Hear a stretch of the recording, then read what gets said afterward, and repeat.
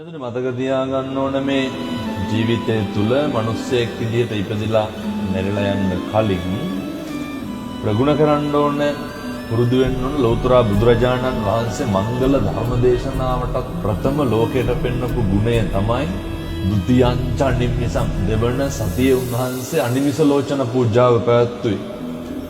ලෝකේ බහුතරයක් මිනිස්සුන්ගේ අසත්පුරුෂකම් ඉස්මතු වෙන්න හේතුවක් තමයි කෙලෙහි ගුණ නොදන්නාකම. මුල අමතක වීම. ජීවිතේ ඉස්සරල මත දීපු මිනිස්සෙක් ඉන්නවා නම් උදව් කරපු මිනිස්සෙක් ඉන්නවා නම් ඒ මිනිස්යාගෙන් නැවත වැරදි 1000ක් වුණත් කමක් නැහැ. ගැටලු 1000ක් වුණත් කමක් නැහැ. කවදාවත් කෙනෙක් අපිට කරපු උදව්වක් අමතක කරන්න එපා. කවදාවත් කෘතගුණය කියන එක නැති කරගන්න එපා.